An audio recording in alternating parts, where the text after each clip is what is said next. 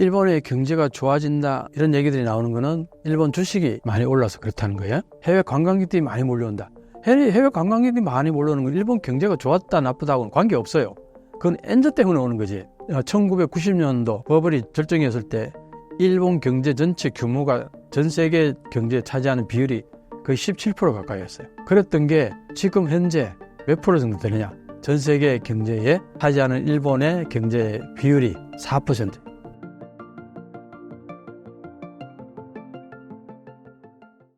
신사임당 시청자 여러분 안녕하십니까. 이명철입니다. 이미 여러 채널에서 다른 영상에서 많이들 보셨을 수도 있는데 오늘 제가 신사임당에는 처음입니다. 여러분들하고 앞으로 여러 가지 얘기로 또 좋은 만남이 이어지기를 바라겠습니다. 일본의 엔화가 역대급으로 하락한 상황입니다. 현재 어떤 상황인 건가요? 일본 엔화가 지금 계속 이제 엔저로 가는데 이 상황이 왜 이러냐. 일단 한번 이 그래프를 한번 보실까요? 이게 보시면은 달러, 엔, 유로의 명목 실효 환율 자체가 위에 미달러, 유로, 엔이 한참 미치죠.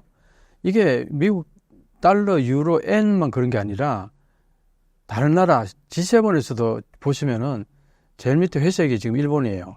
일본이 굉장히 낮죠. 그 다음에 여기도 한번 보세요. 여기도 마찬가지 녹색이 일본인데 일본만 돌출나게 낮죠. 그 다음에 이거 한번 보세요. 그래프도 보면은 빨간색이 일본 엔인데 이게 압도적으로 지금 내려가고 있잖아요. 그 다음에 이것도 보세요. 이거는요, 브라질, 전 세계, 멕시코 이런 식으로 보는데 빨간 선이 이게 엔화예요. 이게 다른 어떤 통화보다도 지금 압도적으로 지금 내려가고 있잖아요. 여기도 보세요. 위에다 이런 총재가 취임 후에 명목 실효 환율이 보시면 바닥을 기고 있습니다. 일본 엔만. 자, 그럼 그게 이제 왜 이러냐 이유를 봐야 될 거 아니에요. 엔저가 사실은 작년 1년, 2년 정도의 이제 일이라고 볼 수 있는데, 그 원인은 두 가지를 일단 볼 수 있어요. 첫 번째가 금리, 금융정책. 특히 이제 지금 엔저는 달러하고 대비해서 우리 얘기를 많이 하니까, 그럼 달러의 금리가 갑자기 높아졌단 말이에요. 그게 왜 그러냐. 팬데믹 때 돈을 많이 풀었던 게 전 세계가 그랬죠. 그 영향으로 인해가지고 돈이 너무 많이 풀렸으니까 이게 물가가 쉽게 올라간 거죠. 그러다 보니까 물가가 9%, 10% 막 올라가니까 난리가 났던 거죠. 급속도로 금리를 올려가지고 이 물가를 낮추려고. 그 물가를 낮추기 위해서는 금리를 올리는 수밖에 없어요. 이게 가장 정통의 방법이잖아요. 그렇게 해서 이제 지금 5.5% 올렸는데 9%대 높았던 물가가 지금은 한 2.2% 여기까지 내려왔단 말이에요. 이제 어느 정도 한숨을 돌릴 수 있는 지경까지 왔거든요. 자, 그런데 그렇게 올리는 사이에 일본은 어땠느냐?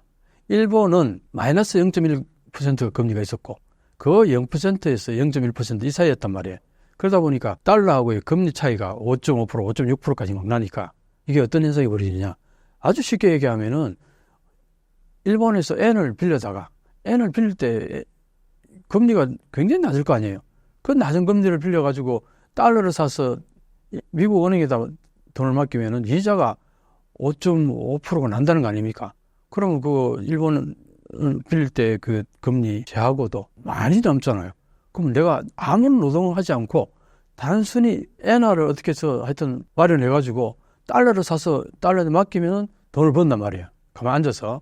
그러니까 너나 나나 할 것 없이 다 이렇게 하는 거예요. 이걸 엔캐리 트레이더라고 그래요. 엔캐리 트레이더. 근데 이 엔캐리 트레이더가 누가 하느냐? 대부분의 일본의 국민들도 내가 엔화를 좀 가지고 있으면은 달러를 사가서 거기다 맡기려고 그런 움직임이 있는 거죠. 이게 일상화됐다는 거죠. 이 금리가 이렇게 차이가 나면서. 그 다음에 해외에서도 이제 투자, 어떤 사람들은 헤지펀드라고 그러죠. 이런 사람들도 많이들 이제 엔캐리 트레이드를 하는 거죠. 그러니까 이제 달러는 계속 사는 거고 엔화는 팔아버리는 거잖아요. 그러니까 이게 어느 게 더 매력적이냐? 달러는 더 매력적이고 엔화는 덜 매력적이라는 거죠. 이 차이 때문에 계속 이제 엔저로 가게 된 거죠. 이 부분이 제일 크고, 자, 그러면은 이제 한동안 어떤 현상이 있었냐면은 일본의 엔화는 준기축 통화였다고 전 세계에서. 워낙 일본 경제가 탄탄하고 과거에 제2의 경제 대국 이런 이미지가 굉장히 강했기 때문에 사실은 이게 엔저가 된 게 한 1, 2년 사이란 말이죠. 그 전 세계 사람들이 현재 이게 왜 이렇게 엔화가 되는지에 대한 그 깊은 내막은 잘 몰라요. 단순히 금리 차이 이것 때문에 그런 거다 인식을 했고, 그런데 어떤 식으로 다들 생각했냐, 한국 사람도 마찬가지고 어떤 식으로 다 생각했냐면 미국의 저 고금리가 오래 가겠느냐, 올해 내로 한 3번 정도는 내려올 거다. 사실은 그 연방준비위원회 그 위원들 중에도 올해 내로 한 3번은 인하할 거다 이렇게 얘기를 했어요. 이제 물가가 잡히면은. 그러면 최소한 뭐 0.25, 0.25, 뭐 0.5 이런 식으로 내려한다 그러면은 0.5씩 내린다 하더라도 1.5%, 0.25씩 내린다 하더라도 0.75%, 어쨌든 내려오잖아요. 그렇게 되면은 엔고로 갈 거다. 그렇게 해서 대부분이 엔화를 산 거예요. 그러니까 어떤 면에서 그런 이제 브레이크가 좀 걸리는 거죠. 그랬던 게 미국에서 가만히 보니까 이게 경기가 계속 좋으니까 물가가 이게 쉽게 안 떨어지는 거예요. 그러다 보니까 금리를 쉽게 내릴 수가 없어. 그 올해 내로 금리를 내릴 가능성이 희박하다. 이런 얘기들이 몇 번 나오니까 이거 엔고로 갈 가능성이 별로 없겠네 하고 이제 많은 사람들이 생각하기 시작한 거죠. 그런데 실제로 조금씩 내리니까 이제 한 번은 미국, 일본 정부가 개입을 했죠. 많이 떨어질 때 좀 개입했단 말이에요. 대표적인 게 4월 29일 날 그때 160엔, 일단은 160엔 가까이 갔을 때 살짝 넘었었어요. 그때 한 5조 엔 정도로 달러를 샀다 그래요. 엔화를 산 거죠. 달러를 가지고 엔화를 산 거죠. 그렇게 해서 154엔, 155엔 정도까지 평가 절상이죠. 그렇게 됐는데 그래도 그게 좀 부족했던지 한 3조 5천 달러, 5천만 달러 정도를 더 샀어요. 엔화를. 그러다 보니까 152엔까지 올라갔어요. 그랬는데 지금 어떻습니까? 어제 오늘 보니까 159엔 후반부까지 곧 160엔. 그래서요, 지금 일본은행에서 뭐라고 그러냐, 24시간 예의주시하겠다. 또 헤지펀드들이 장난치면은 바로 개입하겠다는 식으로 엄포를 놨어요. 일본은행이. 이 정도로. 그런데 정부가 개입하는 걸로 언제까지 개입이 가능하냐. 그리고 지난번에도 개입했잖아요. 했는데 4월, 5월 초니까 딱 2달 채 안 돼서 원위치로 간 거 아니에요. 앞으로 갈수록 2달 안 가고요. 이게 그 약을 먹으면 왜 균들이 저항력이 생긴다 그러죠.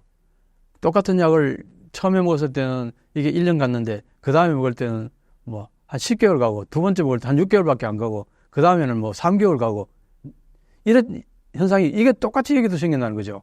그래서 지금 정부가 지금 또다시 개입한다. 이번에 개입하더라도 지난번 같이 그런 효과가 난다 하더라도 내가 볼 때는 그 이후에 한 달 갈까? 자, 그럼 그때 또 써야 되는 거냐? 이게 무한대로 쓸 수 있는 거냐? 그렇지 않거든요. 그 예외화가 사실은 그걸 그때 4월 말 5월 초에 2번 썼는 게 그게 달러로 치면 그 600억 달러라고. 600억 달러가 어느 정도 돈인지 한번 볼까요? 지금 일본에 지금 여행객이 엄청 몰리죠. 거기에서 일본이 돈을 많이 번다고 인식하잖아요. 우리가 2023년도에 얼마 벌었는지 혹시 아세요? 모르죠. 당연히 5조 3천억 엔을 썼답니다. 외국에서 들어와가지고 5조 3천억 엔을 썼는데 그게 전부 순수익이 될 수는 없잖아요. 거기에 노동하는 노동자 고용, 이게 해외 노동자 고용을 많이 한단 말이에요. 호텔들이나. 그런데 이제 그 임금을 주고 나면은 그래서 순수익이 3조 5천억 엔 정도랍니다. 그 1년 내내 지금 뭐 오버 투어리즘이 얘기가 나올 정도로 너무나 관광객이 많아가지고 거기 사는 일반인들이 생활이 불편할 정도란 말이에요. 그렇게 해가지고 온갖 서비스 다 해서 번 돈이 3조 5천억 엔이에요. 근데 4월 29일 날 요거 개입하는데 쓴 돈이 5조 엔이란 말이에요. 순식간에 날아갔죠. 두 번째 이틀 후에 3조 5천억 엔을 썼어요. 야, 이게 거의 8조 9조 엔을 썼는데 2달 만에 원위치 온 거 아니에요. 그 2달 만에 그냥 그게 바람처럼 사라진 거예요. 9조 엔 가까이가. 그러면 앞으로 아까 3조 5천억 엔. 이 3년 동안 전 세계 관광객들 접대해가지고 노동 서비스 해가지고 버는 돈을 한꺼번에 털어넣는 거야. 한 달 사이에. 좀 이제 실감이 나지요. 그러니까 이 엔저에 대해서 일본 은행이나 일본 정부는 지금 완전히 신경이 진짜 완벽하게 지금 뭐랄까 신경이 곤두서 있는 상황이죠. 요즘 일본의 경제가 살아났다는 뉴스가 많이 보입니다. 사실인가요? 그러니까 이제 지금 방금 이제 말씀하신 게 일본의 경제가 좋아진다 이런 얘기들이 나오는 거는 일본 주식이 많이 올라서 그렇다는 거예요. 그 다음에 해외 관광객들이 많이 몰려온다. 해외 관광객들이 많이 몰려오는 건 일본 경제가 좋았다 나쁘다고는 관계없어요. 그건 엔저 때문에 오는 거지. 그렇게 본다면은 이제 일본 경기가 좋아진 것처럼 느껴진 거는 주식 때문이에요. 주식이 지금까지 막 거의 30년 가까이 잠자고 있다가 최근에 이제 벌떡 일어나서 막 절벽을 오르는 것 같으니까. 그런데 그걸 내가 한번 보여줄까요? 이 그래프를 보면요. 여기 주황색이 뉴욕 다우를 나타내고요. 이 감청색이 니케이 평균 주가를 나타냅니다. 이게 보면은 89년도, 90년 요때 피크를 이뤘죠. 이때가 오른쪽이 수치를 보게 되면 거의 4만 엔 정도까지 올라갔죠. 그러다가 그 뒤로 한번 보세요. 최근에 원래 뭐 거의 4만 조금 넘었었다 그러는데 그때까지 거의 30년 넘어 32년, 33년 정도 걸려서 여기 4만 엔까지 왔죠. 그러니까 이번 중간에 이렇게 계속 내려가거나 옆으로 기거나 할 때는 전 세계가 일본 주식 아무도 신경 안 썼어요. 쳐다도 안 봤어요. 그러다가 지금 이제 올라가잖아요. 이게 왜 올라가느냐? 이유 하나가 엔저 때문에 올라가더라고요. 엔저 때문에 올라가는 일인데 왜 엔저 때문에 올라가느냐?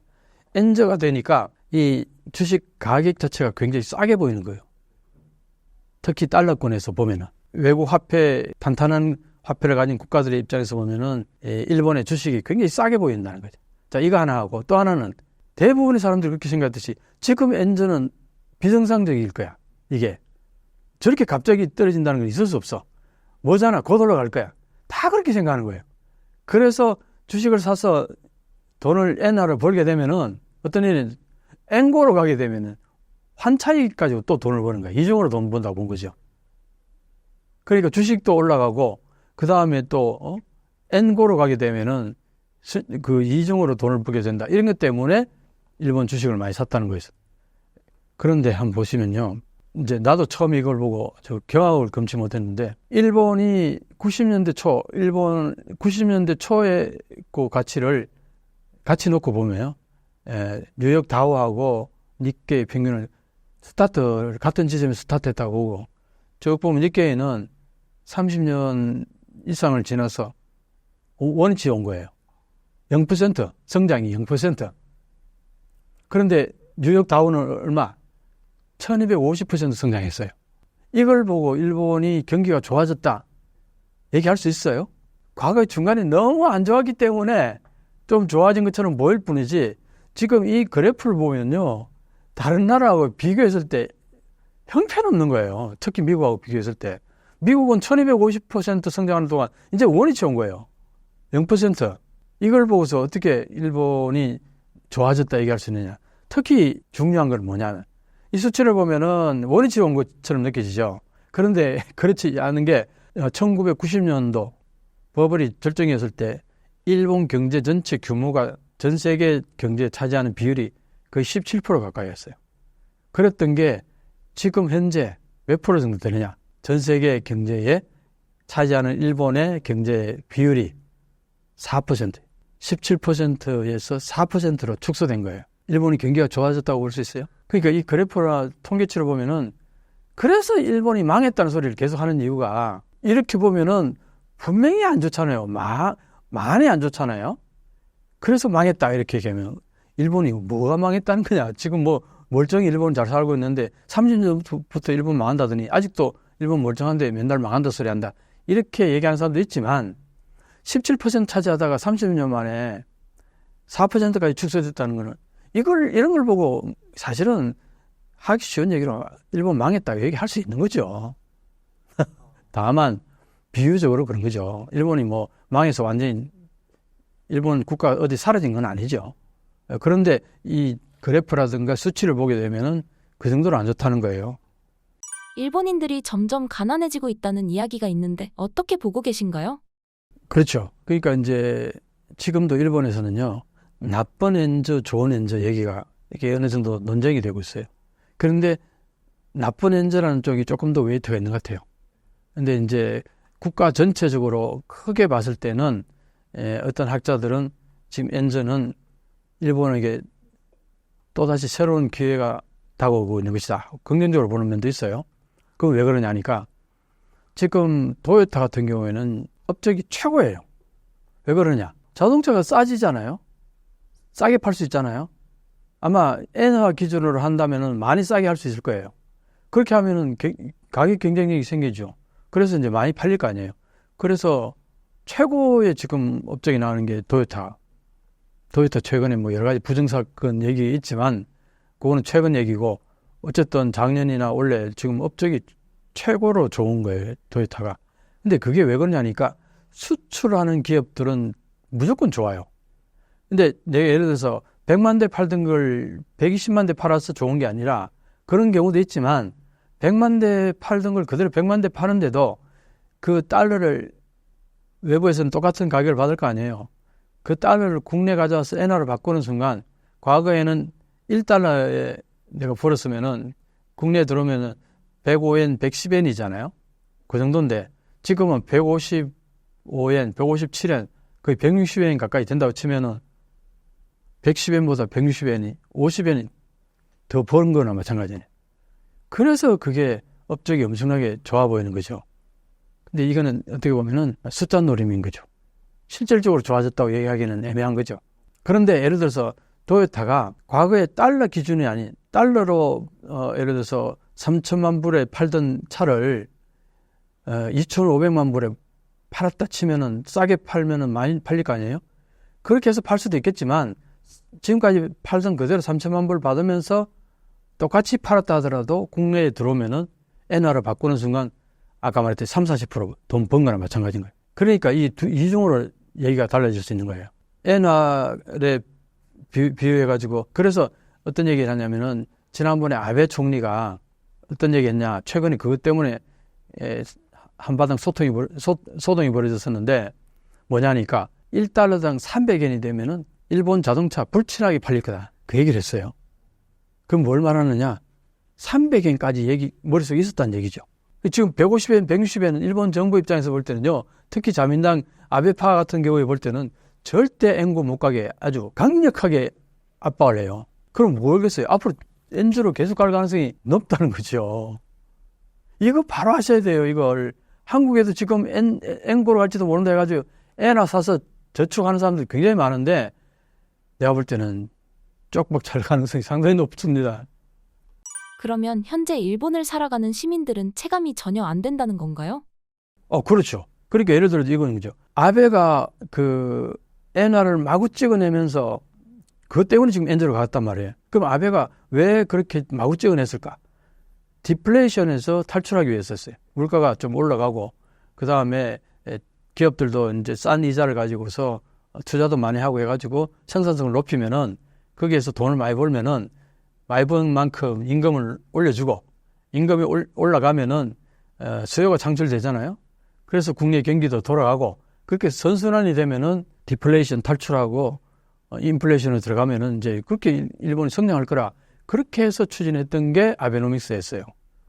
그랬는데 어떻게 됐느냐? 거의 변화가 없다가 낮은 이자에 돈을 마구 풀었더니 통화량이 팽창되잖아요. 엄청 팽창되는 게 주로 어디로 가느냐? 주식으로 다 간 거예요. 그러니까 주식이 저렇게 올라간 거예요. 아베가 집권하고 나서부터 주식이 올라간 게 눈에 보여요. 여기 니케이 평균 주가 한번 보세요. 이게 니케이 평균 주가인데 여기 보시면요. 이게 돌출됐잖아요. 이게 언제입니까? 89년, 90년 요 임세예요. 이때가 이제 버블이 절정이기잖아요. 버블이 탁 꺼지고 나서 쭉 주식이 빠지기 시작했죠. 이게 97년도 IMF 우리 그때 일본도 마찬가지예요. 금융위기가 많이 왔었죠. 그 야마이치 정권이 도산하고 그래서 쭉 보면 여기 2008년도에 리먼 쇼크 그때 다시 또 빠지죠. 이렇게 너무 빠지니까 이때가 얼마까지 빠졌냐면요. 7천까지 빠졌어요. 4만 정도 했던 게 7천까지 빠지니까 그러니까 일본이 그때 완전히 망했던 거죠. 일본은 진짜 암울했었어요. 그때 아베가 이제 나타나서 아베노믹스를 시작한 거죠. 그래서 보시면요. 아베노믹스 시작하고 나서부터 주가가 올라가기 시작하죠. 이 주가가 이렇게 올라가니까 아베가 잘하고 있다. 이런 착각을 준 거죠. 그런데 실상은 어땠냐? 돈을 많이 푸니까 그 많이 풀 때는 어떤 의도로 아까 얘기했죠. 기업들이 싼 이자를 가지고 융자를 해가서 공장 투자도 하고 좀 더 생산성을 높이기 위해서 많은 활동을 해달라. 그런 취지에서 이자를 낮춰주고 있는데 돈을 가지고 와서 땅을 사거나 주식을 사는 경우들이 대부분인 거예요. 그러니까 소위 말해서 경제 성장이라든가 경제 체질이라든가 이런 게 개선되거나 생산성이 높아지거나 이런 어떤 혁신이라든가 이런 것보다는 오히려 땅을 사가지고 돈을 많이 벌거나 아니면은 뭐 주식을 이렇게 투자해서 돈을 번다거나 쉽게 돈을 벌려고 하니까 거기에서 나타나는 게 이 주식이 이렇게 올라간 거예요. 그리고 조금 전에 얘기했듯이 돈을 마구 푸니까 엔저로 가는 부분이 이제 보이니까 그 엔저로 인해 가지고 이게 사실은 이때 급속도로 코로나 이게 팬데믹이잖아요. 그렇죠? 여태까지 조금 올랐다고 보는데 여기서부터 급속도로 올라가잖아요. 주식 주가가. 이게 뭐냐니까 엔저 때문에 그런 거예요. 이게. 그러니까 엔저 때문에 주식이 많이 나왔다. 그건 뭘 말하냐면은 해외 자본이 많이 들어온 거예요. 자, 이걸 보시면은 89년도 주식에 보시면은 해외 투자가 의한 매상고는 10% 채 안 됐어요. 그리고 그때 PBR 주가 순자산에 비해서 이게 5.6배였는데 지금 1.5배밖에 안 돼요. 그리고 해외 자산이 60% 이상이에요. 그러니까 이때 버블 때하고는 비교했을 때 이때는 일본 국민들이 많이 돈을 벌었다는 거 아니에요. 거기다가 또 거의 5.6배 엄청난 배수로 61배예요. 주가 수익이. 그러니까 이때는 완전히 주식으로 떼돈을 벌었죠. 이때 일본 국민들이. 근데 지금 어떠냐? 해외 자산이 60% 이상이라는 거예요. 그리고 PBR도 1.5배밖에 안 되고 그 다음에 주가 수익도 16.55배, 5, 6배. 그러니까 그때하고 지금하고 같은 수치긴 한데 전혀 내용이 다르죠. 그래서 이런 부분이 상당히 차이가 난다. 일본 경제의 발목을 잡는 원인이 무엇인가요? 자, 그러면은 지금은요, 주식이 이렇게 주가가 높아져서 일부 좋은 점도 있겠지만 대부분의 외국인들이 다 열매를 가져갈 거고요. 그래서 사실 이 주식이 이렇게 지금 높아졌는데 일반 국민들 생활하고는 거의 관계가 없다는. 그래서 최근에 일본 정부가 일본 국민들도 주식에 투자를 해가지고 그 열매를 좀 향유하시라. 그런 측면에서 신니사 정책을 폈어요. 그 니사가 무슨 정책이냐면은 이 구니사, 신니사인데요. 이게 무슨 의미냐? 이게 니사라는 게 소액 투자자 비과세 제도. 지금까지 일본의 소액 투자자가 왜 그렇게 없었느냐? 아까 봤잖아요. 대부분 외국인 투자가 60% 넘고 나머지 40% 중에도요. 일본 은행하고 일본 뭐 연금기구 이런 데서 한 12% 가까이 그 주식을 국가기관이 샀어요. 그럼 또 남는 게 몇 프로예요? 20% 좀 넘는 거잖아요. 거기에서 뭐 일반 국민들이 그렇게 많이 산 게 아니라는 거죠. 그러니까 이제 지금 주식이 좋고 앞으로도 계속 올라갈 가능성이 많다. 그래서 일본 정부가 일반인들, 소액 투자자들에게 문호를 열어준 게 이게 신니사 제도예요. 그래서 보면은 구자 이용이 뭐 병행이 가능하다. 그 다음에 이게 이제 과거에 연간 투자 상한액이 40만 원이었는데 120만 원. 이게 뭐 일반이 120만 원이 그 다음에 이게 240만 원. 어쨌든 액수가 배로 요게는 3배고 요건 2배 늘어났죠. 그 다음에 비과세 생애 투자 한도액이 이게 800만 원, 600만 원인데 여기 1800만 원. 많이 늘어났죠. 그 다음에 비과세 보유 기간이 이게 20년, 5년인데 이게 무기한이에요. 그러니까 신니사 제도를 일본 정부가 원래 이게 실시를 했는데 이걸 실시하니까 일본 국민들이 많은 사람들이 통장을 개설했어요. 근데 거기에 통장에 개설된 금액이 어느 정도냐니까 7조에서 9조에 정도. 그러면 자, 아까 엔저 문제가 있다 그랬죠. 엔저는 아까 뭐 때문에 엔저가 계속되느냐 했을 때 금리 차 때문에 엔저도 있지만 신니사 정책 같은 경우도요. 어떤 일이 벌어지냐 하면은 이게 여기다가 일반 국민들이 직접 투자하는 게 아니라 신탁에 돈을 맡기는 거예요. 그러면 신탁에서 주로 어디다가 투자하느냐? 미국 주식에다 투자를 하는 거예요. 한 60% 정도가. 그럼 어떻게 됩니까? 또 달러를 사야 되죠. 그러니까 엔저로 가게 되는 또 하나의 엄청난 하나의 기폭제가 된 거예요. 이것도. 그러니까 지금 현재 일본이 엔저를 계속하니까 일반인들의 삶은 아주 안 좋아요. 왜 안 좋으냐? 엔저로 계속하니까 이런 것들도 엔저로 가게 되는 거 그렇잖아요. 엔저로 가게 되는 요인이 이것 말고도 또 있는데 이제 예를 들면 이런 게 가장 강력한 게 뭐냐니까 일본에서는 아날로그 사회라 그러잖아요. 디지털화가 아직 많이 안 됐단 말이에요. 그러다 보니까 지금 핸드폰이라든가 뭐 컴퓨터라든가 모든 것들 거기에서 넷플릭스를 본다든가 음악을 듣는다든가 아니면은 회사라든가 이런 클라우드 같은 거 사용한다. 이게 전부 대부분의 미국 기업들의 디지털 기업들의 그걸 사용한단 말이에요. 그럼 거기에 사용료를 줘야 될 거 아니에요. 그 돈이 한 달에 6천억 엔 정도야. 한 달에 6천억 엔 정도면 1년에 얼마입니까? 7조 좀 넘어갔죠? 근데 해외 그 여행객들에서 벌어들인 돈이 한 달에 한 4천억 엔 정도밖에 안 된다는 거예요. 그러니까 그 많은 해외 여행객들을 엄청나게 지금 일본이 받고 있는데 거기서 번 돈을 가지고 디지털 사용료 지불하는데도 모자라는 거예요. 그러니까 그것도 그렇고 이것도 그렇고 그러니까 엔저를 계속 한다는 거예요. 그래서 이제 또 하나는 꼭 짚고 넘어가야 될 게 해외 투자를 많이 했잖아요. 일본이. 해외 순자산이 전 세계에서 1위라 그래요. 그래서 이제 많은 일본을 좀 안다고 하는 사람들은 일본이 여러 가지 어렵다, 뭐 지금 무역 수지도 적자가 계속 나요.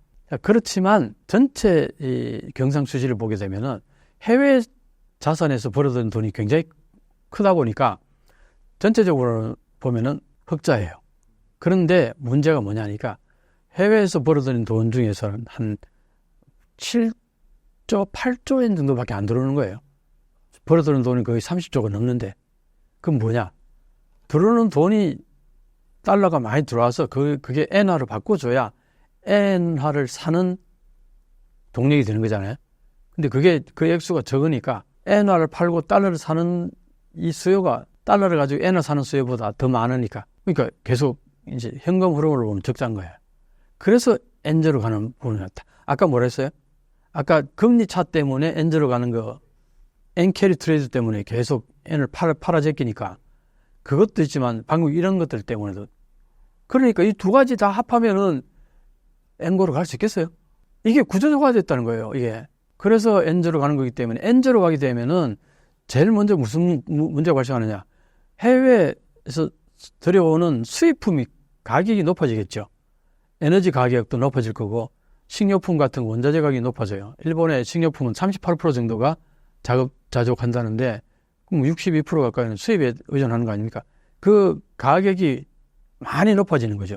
그러면 그게 일본에 국내에 들어와서 중소기업들이 그걸 가지고 제품을 만들면은 가격이 높아질 거 아니겠어요? 지금 많이 높아지고 있어요. 그러니까 물가가 오르는 거죠. 자, 물가는 오르는데 그러면은 임금을 올려줄 수 있느냐? 대기업이 5.28%인가 올렸어요, 원래. 근데 거기에 혜택을 보는 전체 노동자 수는 11% 좀 넘는다 그래요. 중소기업에 종사하는 인구가 한 70% 정도 되는데 여기 70% 정도 되는 사람들은요. 대기업의 5.28%그 정도 임금 못 올려줘요.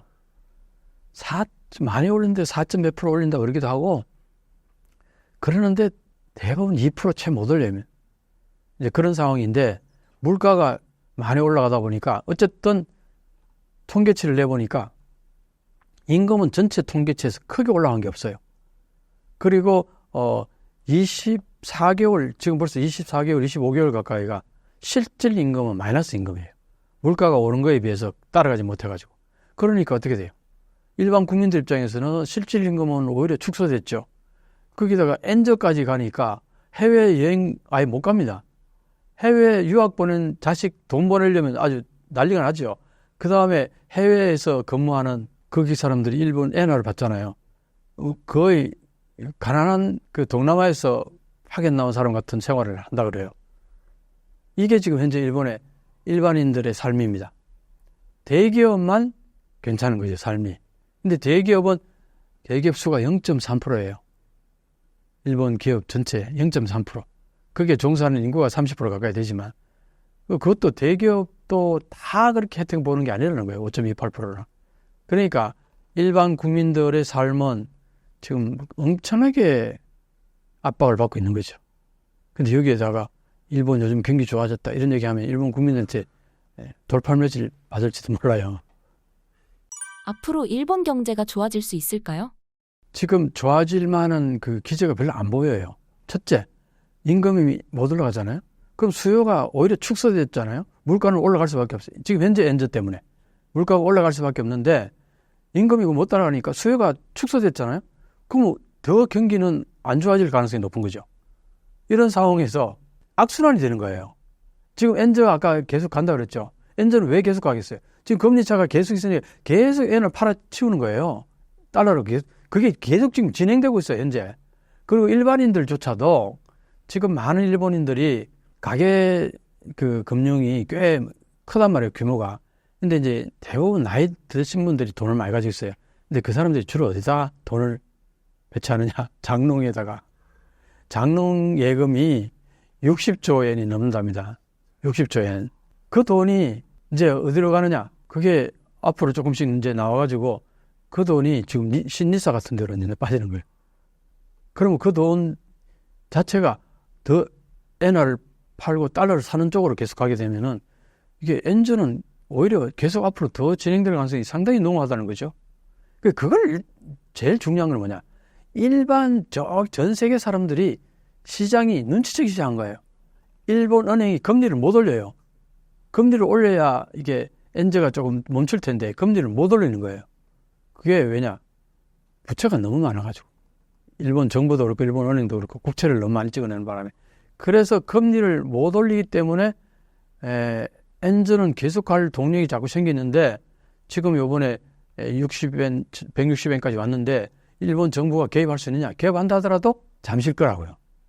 그 다음에 또 더 내려갈 거라고요? 이게 언제까지 갈 거냐? 그러니까 이게 그렇게 시간이 많이 남지 않았어요. 그러면 언제 어떻게 되냐? 160엔, 170엔 내려가는 순간요. 훨씬 스피디하게 내려갈 가능성이 높아요. 그렇게 이제 오면 이제 일본은 난리가 나는 거죠. 아까 그래서 이제 아베가 얘기했듯이 1달러당 한 300엔까지 갈 수도 240엔 간다는 얘기도 많이 나옵니다. 왜냐? 옛날에 플라자 합의 때 1달러당 240엔 하던 거 미국이 압력이 해가지고 한 2년 만에 1달러가 120엔까지 올라갔으니까 옛날로 돌아가면 되는 거 아니에요. 그때도 경기가 나쁘지 않아서 좋았잖아요. 그러니까 1달러당 240엔이 어떻게 보면 적정 수준일지도 모른다고 생각하는, 그래서 좋은 엔저라고 생각하는 학자들도 꽤 있어요. 폴 크루그만 노벨 경제학상 받았던 사람도 일본 엔저 그게 왜 나쁘다고 그게 난리냐 이렇게 기사에도 나오고 했어요. 최근 기사에서. 그러니까 일본에서도 엔저는 일본에게 다시 찾아온 기회다. 왜 울고 짜고 하느냐 이렇게 얘기한 사람도 있어요. 그러니까 참 한번 지켜볼 만한 일입니다. 미중 갈등으로 인해 일본이 다시 예전 반도체 강국의 명성을 찾기 위해 사활을 걸고 있는 것으로 보입니다. 가능한 일일까요? 단도직입적으로 일본이 옛날의 반도체 강국으로 다시 부흥할 수 있느냐? 상당히 어렵게 본다. 많은 전문가들이. 왜냐? 여러 가지 일본 정부가 추진하는 게 과거에 일본 정부가 앞장서가지고 추진했던 반도체에 관한 그걸 히노마루 반도체라고 그래요. 일본 정부가 깊숙이 개입해서 하는 정책을 히노마루 반도체라고 그러는데 이 부분들이 대부분 실패했어요. 그래서 이번에 정부가 앞장서서 엄청 독려하고 있죠. 보조금도 엄청나게 쏟아붓고 이게 과연 돈만 쏟아붓는다고 될 일이냐? 반도체가 그렇게 만만한 부분이 아니다. 이렇게 이제 보는 거죠. 그래서 일본 정부가 저렇게 엄청나게 에너지를 쏟아붓고 적극적으로 나서고 있지만 별로 긍정적으로 보이지 않는다. 일본의 지금 반도체는요. 지금 제일 중심이 되는 반도체가 메모리하고 시스템 반도체잖아요. 그죠? 이 두 개가 메모리 반도체는 삼성이 거의 장악하다시피 하고 있고 한국이 많이 그걸 장악하고 있죠. SK 하이닉스하고 합하면 50% 넘어간다고 그러는데 시스템 반도체는 TSMC가 거의 60-70% 잡고 있어요. 이게 사실은 그 반도체에 있어서 주류라고 보는 거죠. 굉장히 큰 영역을 차지하죠.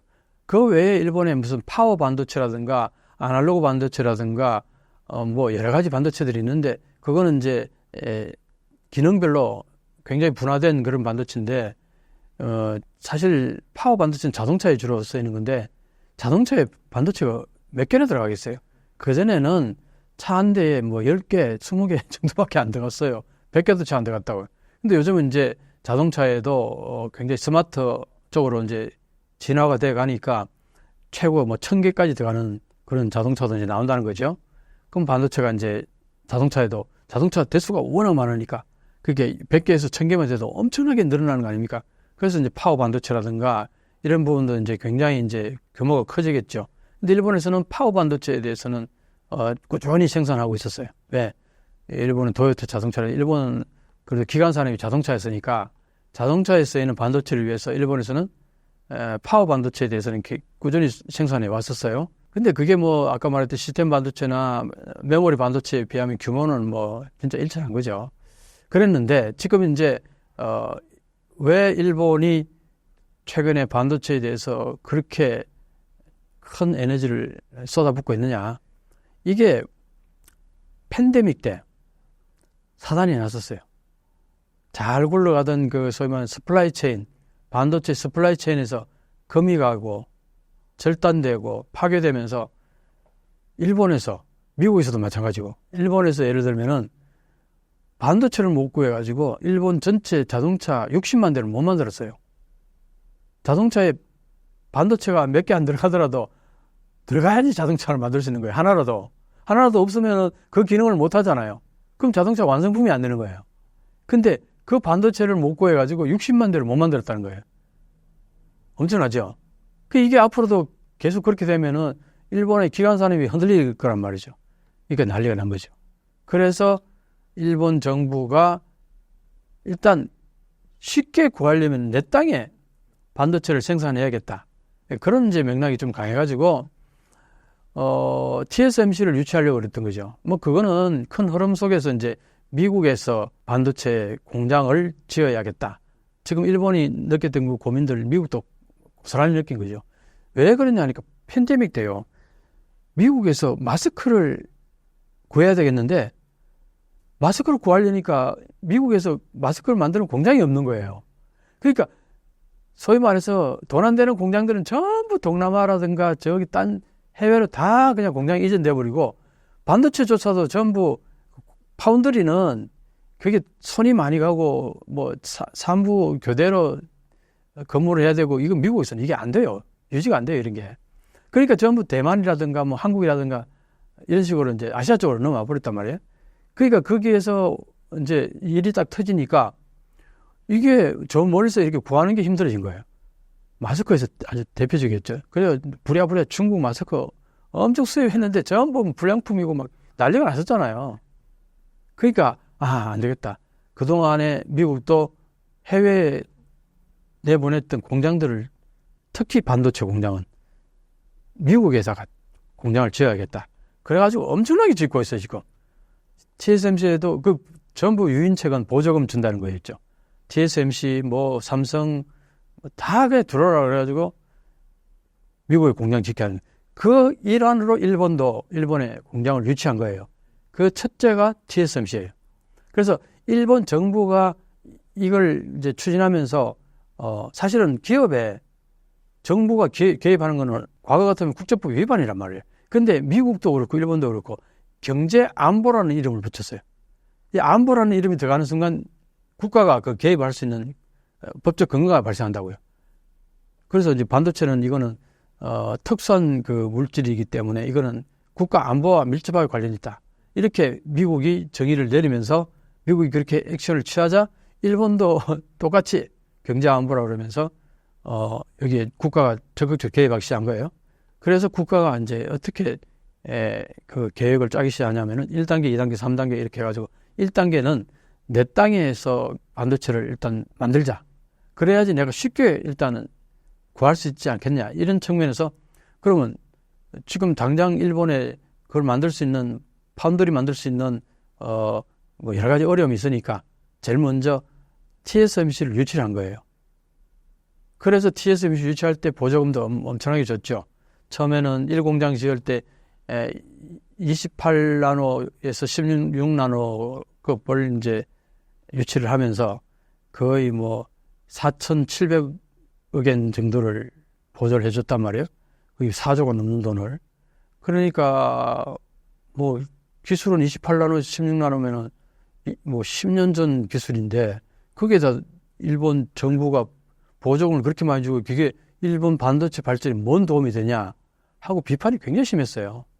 그러니까 이제 정부는 또 이 공장을 또 유치를 하게 됩니다. 이 공장에서는요, 12나노에서 7나노, 6나노까지 그렇게 이제 그게 이제 비판을 받고 나서 TSMC에다가 강력하게 어필을 했는 것 같아요. 그래서 TSMC에서는 보조금 맞춘다면은 얼마든지 들어가겠다. 그래서 그게 또 엄청난 보조금을 줬어요. 그렇게 해서 지금 이 공장까지 이제 짓기로 합의가 된 거죠. 그 다음에 3공장까지 얘기가 나오더라고요. 3공장에서는 2나노에서 1나노까지.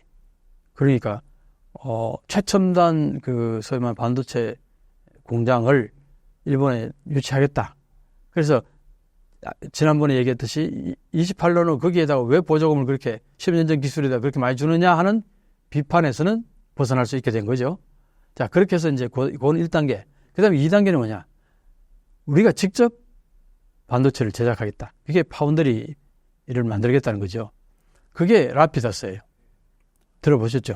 라피더스를 이제 추진하게 됐는데 그 라피더스의 흐름은 간단하게 말하면은 IBM에서 2나노 기술을 개발했다. 그래서 그 IBM의 그 대표가 핵심 인물이 일본의 히가시 데츠로라는 그 일본의 어떻게 보면은 반도체 뭐 아버지라고 할 수 있을까요? 반도체 오랫동안 아주 베테랑인 사람을 잘 아는 이제 관계였던 것 같아요. 전화를 한 거예요. 2나노 기술이 있는데 혹시 일본에서 이걸 우리가 기술을 제공해 줄 테니까 양산할 의향이 없느냐. 그러니까 일본의 입장에서는 지금 현재 그 반도체에다가 엄청나게 에너지를 쏟고 있는 이 상황 속에서 이거는 하늘이 주신 기회다. 이렇게 받아들인 거예요. 그래서 히가시 데츠로 이분이 정부나 이제 기업들에게 계속 컨택을 하면서 추진을 한 거예요. 그렇게 해서 늘 하는 얘기가 8개 기업들 여기에다 타진을 한 거죠. 그리고 정부하고 같이 타진해. 그래서 정부도 보조금을 줄 테니까 기업들도 같이 하자. 이렇게 한 게 도요타 자동차, 덴소, 소니그룹, 기옥시아, NEC, NTT, 소프트뱅크 전부 일본의 대표적인 기업들이잖아요. 여기 7개 하고 그 다음에 미쯔비시 은행, 대형은행. 자, 여기서 지금 투자한 금액이 73억 엔이에요. 73억 엔. 많은 액수예요. 래피더스를 양산까지 하기 위해서는 5조 엔 정도 필요하대. 5조 엔 정도 필요한데 지금 73억 엔이 대기업으로부터 들어온 돈이 한마디로 말해서 참새 눈물만큼 들어왔다. 이렇게 누가 표현했더라고요. 투자를 했다고. 그래서 일본 정부가 기업들이 돈을 안 내니까 어떻게 해요? 이건 해야 되겠는데.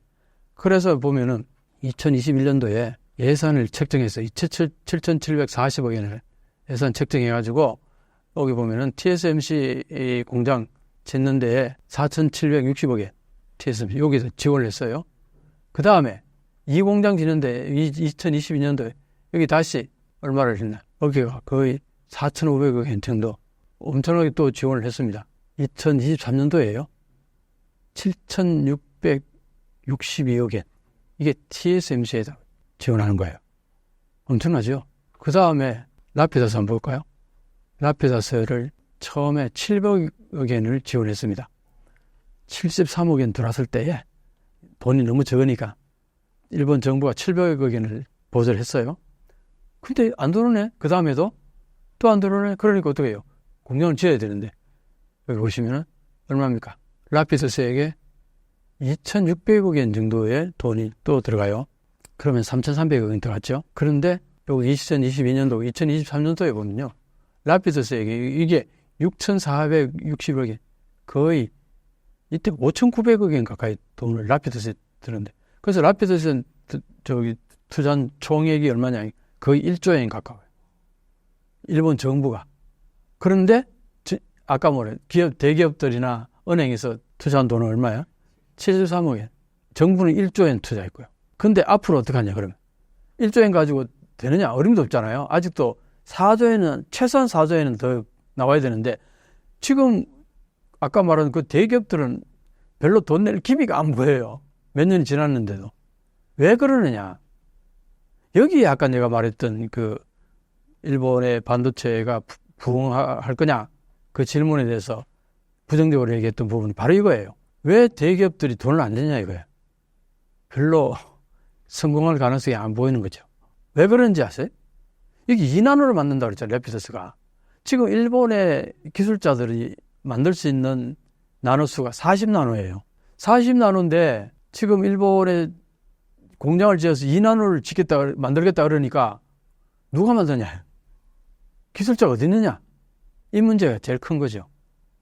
그 라피더스가 지금 벌써 공장을 짓기 시작했어요. 홋카이도에.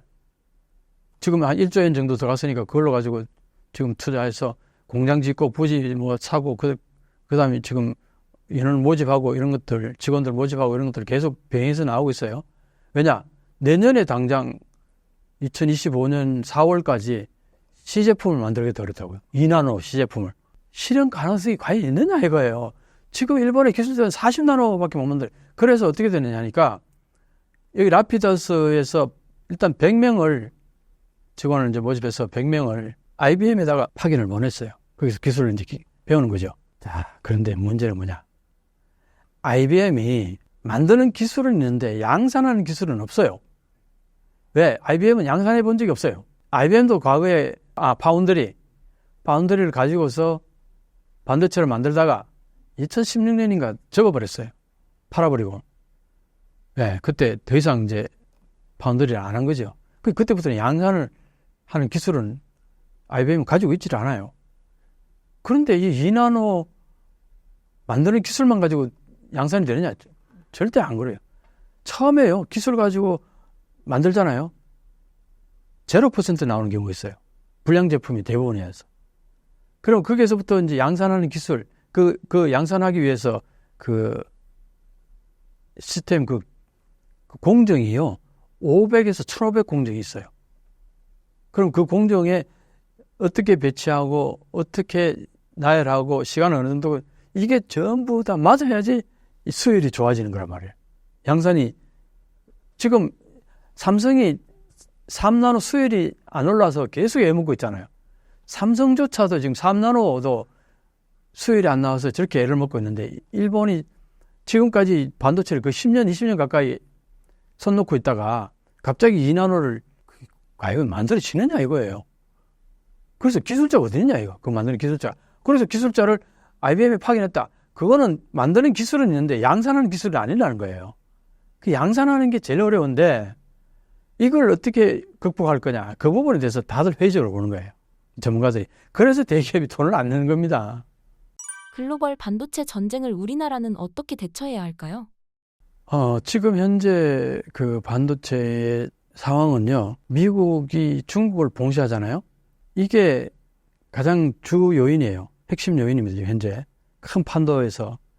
그러니까 이게 패권 전쟁을 한다고 보는 거 아닙니까? 미국하고 중국하고.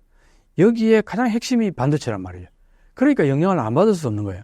지금까지 삼성하고 TSMC는 중국하고의 관계가 굉장히 밀접했어요. 많이 팔았잖아요. 중국에다가. 삼성이 그래서 중국에서 돈을 엄청 벌고 그랬는데 이게 이제 못 팔게 하잖아요. 굉장히 이제 타격을 받는 거죠. 그런데 어때요? 일본은 어때요? 중국하고 관계가 없었어요. 반도체요. 타격을 안 받는 거죠. 상대적으로 지금 한국이 타격을 받는다. 이렇게 보면 이제 되는 거죠. 미국이 꼭히 삼성을 죽이겠다. 내지는 한국을 죽이겠다. TSMC를 죽이겠다. 이게 아니라 중국을 공격하는 그 파편 맞은 거죠. 그래서 이제 그 부분이 묘하게 이제 작용을 하는 거고 또 미국의 입장에서 보면은 이 어떤 큰 시장 속에서 한 구역을 봉쇄를 하면은 거기에 대한 새로운 어떤 대체제가 뭐가 있어야 될까요? 대처지가. 그게 일본인 거예요. 왜? 일본한테 일본한테는 그 반도체 소재 장비 같은 거는 뛰어나잖아요. 이게 이제 어느 정도 그 소위 말하는 바탕이 있으니까 조금만 어떻게 같이 뭔가 하면은 금방 살아날 수 있지 않을까. 뭐 과거에 옛날에 그 영광도 있는 거고 전혀 기술이 없는 것도 아니고 그러니까 미국이 이제 일본에게 나름대로 같이 뭘 해보자 하고 그렇게 하는 부분들이 꽤 이제 나오니까 거기에서 이제 한국도 긴장하는 거죠. 그런데 과거에 일본이 반도체 잘 나가다가 멈칫멈칫하면서 주저앉게 된 이유 중에 하나도 어떻게 보면은 미국이 일본을 견제하면서 삼성을 밀어준 부분이 있단 말이에요. 그 미국 입장에서는 항상 견제와 균형을 취하는 그런 부분이 있으니까 이번에는 삼성이라든가 TSMC가 강력하니까 어떻게 보면 경쟁 상대일 수 있는 거 아니에요? 미국 입장에서는. 그러니까 이걸 좀 견제하면서 일본을 키워주면은 이 상생과 균형과 견제가 동시에 이루어진다고 보는 거죠. 그런 측면에서 일본에서는 이때가 기회다. 지금 이 기회를 놓치면은 두 번 다시 일본은 일어설 수가 없다. 그 일본 정부는 어떤 입장이냐 하니까 첫째, 앞으로 모든 산업에서는 반도체가 들어간다. 과거에 석유가 산업의 쌀이었던 적이 있었잖아요. 뭐 이거는 석유 없이는 아무것도 될 수 없는 그런 정도의 너무나 중요한 하나의 그 요소였다고 본다면은 앞으로 미래 세대에서는 석유보다도 더 중요한 게 반도체라고 보는 거예요. 이 반도체를 생산하는 나라가 어디냐? 석유 생산하는 데 중동인데 반도체 생산하는 나라가 어디냐? 한국과 대만일 거예요. 중국도 앞으로 뭐 무섭게 성장해 오고 있고. 근데 일본은 그게 없단 말이에요. 그러니까 일본 입장에서는 여기에서 도태되면은 삼류국가로 전락한다. 미래의 먹거리에 있어서 뭐 완전히 뒤처지는 나라가 될 수밖에 없다. 위기의식이 굉장히 강했던 거죠. 그러던 차에 IBM에서 그런 이제 뉴스가 날아왔고 또 그런 이제 전문가가 일본 정부에 타진을 해오니까 일본 정부 입장에서는 옳았구나 하고 이 불쏘시개를 잘 살려보자 하는 이제 기분인 거죠. 그래서 여기에다 어마어마한 에너지를 쏟아붓는데 그런데 의외로 아까 8개 기업들이 시큰둥한 거예요, 반응이. 그래서 지금 현재 일본 정부가 완전히 매달린 거예요. 그러니까 국내 기업들은 반응이 시큰둥하니까 그럼 해외 투자라도 유치해야 되는 거 아니냐? 아주 발등에 불이 떨어졌어요. 그렇다고 해서 일본 정부의 예산만 계속 끌어올 수는 없는 거 아니에요. 그게 앞으로 1조 투자할 때 경제산업성에 처음 2,700억인가 뭐 그렇게 투자했을 때 뭐라는지 이제 이게 끝입니다. 더 이상 우리가 하기 힘듭니다. 이렇게 얘기했다는 거 아니에요. 그때 무슨 소리 합니까? 앞으로 갈 길이 뭔데? 그러니까 일본 정부나 일본 자민당 정치권에서 많이 발벗고 나서가지고 그럼 뭐 사실은 그렇잖아요. 일본은 정치권하고 행정부하고 같이 손잡고 하면은 뭐 어떻게 산업 안 할 수가 없잖아요. 그러니까 이제 그렇게 하는 건데 이 부분이 내가 볼 때는 정부가 그렇게 에너지 쏟는데 과연 어떤 결과가 나올까 좀 주시해 봐야겠죠. 자, 그러면은 이제 그 래피더스가 2나노를 만들었다고 칩시다. 그 기술을 이제 IBM한테 빌려가지고 어떻게 해서 노력해서 양산이 됐다 치더라도 그걸 팔 데가 있어야 될 거 아니에요. 고객이 있어야 될 거 아니에요. 이 고객 문제가 제일 심각해요. 예를 들어서 TSMC 같이 엄청나게 저기는 애플이라는 막강한 고객이 있는 거예요. 퀄컴도 있고요. 엔비디아도 있어요. 어마어마하잖아요, 지금 이제 엔비디아. 그러니까 그 대형 고객이 있는 거예요. 그러니까 공장을 굴리고 거기서 돈이 또 나오고 다시 어마어마한 액수를 투자해서 다시 공장을 키우고 그러니까 눈덩이처럼 불어나는데 삼성도 그렇습니다. 삼성도 사실은 삼성 반도체 만들어 어디로 들어갑니까? 갤럭시 핸드폰에도 많이 들어가죠. 그 다음에 컴퓨터에도 많이 들어갑니다. 전자제품도 많이 있잖아요. 그러니까 삼성은 고객이 자체 내 고객이 딱 확보된 고객이 있어요. 자, 그러면 래피더스는 고객을 어디서 끌어올 거냐? 이 문제가 가장 심각한 문제. 기술자 문제하고 이 고객 문제. 이 문제가 되게 심각한데 그 고객 문제를 어떻게 해결할 거냐 그랬더니 자, 이 래피더스의 영업 방침이 뭐냐니까 시간을 빠르게 해서 단축해서 빨리 주문받은 이 제품을 빨리 전달해 주는 거. 이걸 이제 하나의 그 뭐랄까 영업 하나의 그 장점으로 내세우는 거예요. 자, 그래서 어떤 현상이 벌어지냐니까, 지금 AI가 되게 중요하잖아요. AI가 지금 이제 막 시작되는 부분이니까 벤처 기업들이 많다는 거예요. 실리콘밸리 가보면 거기에 AI 벤처 기업들이 많다는 거죠. 그 AI들은 이제 설계를 할 거 아니에요. 그 반도체가 이런 게 필요하다. 그러면 그걸 어디에다 맡기느냐? TSMC나 아니면 삼성에다 뭐 맡긴다. 이렇게 얘기가 될 수 있는 거 아니에요. 그런데 벤처 기업들이 이 물량이 얼마나 될 것 같아요? 그렇게 많을 수가 없지 않아요? 그러니까 소량일 거란 말이에요. 애플이나 뭐 갤럭시 이런 것들에 비하면 소량일 거란 말이죠. 그리고 AI는 기술이 계속 발전해 나가니까 이게 빨리 만들어주면 좋겠죠. 그래서 이 래피더스 빠르다는 얘기잖아요. 처음부터 그런 어떤 의도를 갖고 이제 출발했다는 겁니다. 딱 맞는 게 AI, 이 벤처 기업들의 이 소위 말하는 제품을 만들어주는 거. 제품을 수주를 받아서 지금 보통 다른 반도체 칩을 만드는데 5, 6개월, 길면 1년도 걸린다 그래요. 그런데 이제 라피더스에는 3개월 이내로 주문받아서 제품 딱 넘겨주는 데까지 3개월 이내로 굉장히 빠른 속도로 만들어서 넘겨주자. 그러니까 소량도 좋다 이거죠. 그렇게 해서 이제 AI 지금 벤처 기업들하고 계속 그 실리콘밸리에다 사무실 하나 개설해가지고 고객 유치를 하고 있다 그럽니다. 그렇게 해서 이제 극복하려고 그러는데, 그러면 뭘 말하냐? 라피더스는 애초에 삼성이나 TSMC하고 경쟁할 생각은 추호도 없다. 경쟁 상대가 안 된다는 걸 스스로 이제 인지를 하고 받아들이고, 우리는 틈새 기업을 노리겠다 이거예요. 그렇기 때문에 한국에서 과도하게 뭐 라피더스에 대해서 경계를 한다든가 그럴 이유가 별로 없는 거죠. 처음부터 그 지향점이 다르다는 거죠. 그리고 그게 이제 또 하나는 이제 그 파운드리라는 것을 만드는 데는 돈이 아까 5조 엔이면은 우리 돈으로 4, 50조 드는 거 아닙니까? 그것만 가지고 되는 게 아니에요. 그 가장 기본적으로 그 정도 든다 얘기거든요.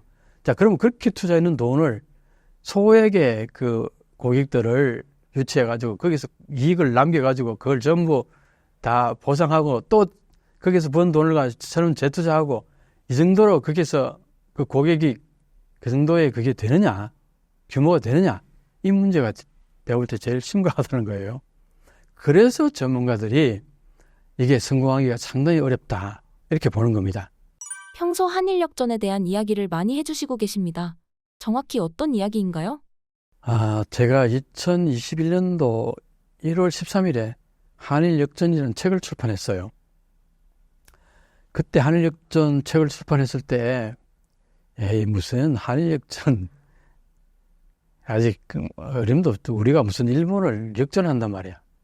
이런 얘기들이 많았죠. 특히 연배가 있는 한국의 60, 70대 사람들은 한일역전을 아직은 우리가 일본을 따라잡기에는 이런 반응이 많았어요. 그런데요, 놀라운 게 뭔지 알아요? 젊은 층은요 그렇게 안 봐요. 한일역전 이미 많이 됐는데 새삼스럽게 이런 책을, 그런 분위기도 있었어요. 아니 유튜브 같은 데서 보면 이미 한국이 일본 앞섰다는 얘기를 많이 하는데 그거는 이미 나온 얘기들 다 끌어모아다 책 쓴 거 아니야? 이렇게 얘기도 나왔어요. 그러니까 한일역전이라는 책을 내가 냈을 때 나는 이게 이제 큰 의미를 갖고 책을 냈는데, 나이 드신 분들은 아직 한일역전은 어림도 없다.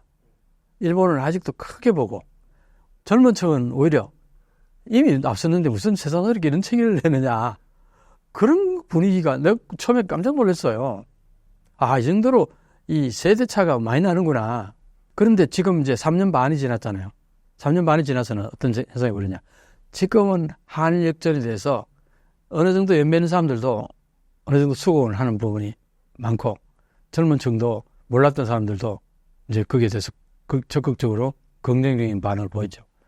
사실은 지난주 금요일 날 어디서 영상을 찍었는데 거기에 와세다 대학교 교수인 어떤 분하고 이제 대담을 했는데, 내가 2021년 1월 13일 한일역전 책을 냈다 하니까 이 박사님 상당히 선견지명이 있으시군요.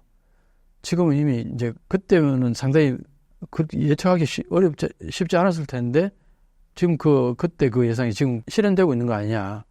그래서 이제 상당히 그걸 수긍하더라고요. 자, 그러면 이제 한일역전 왜 그게 중요하냐? 내가 이제 다른 영상에서도 설명한 부분이 있는데 되게 중요한 얘기니까 이 부분은 잘 한번 들어보세요.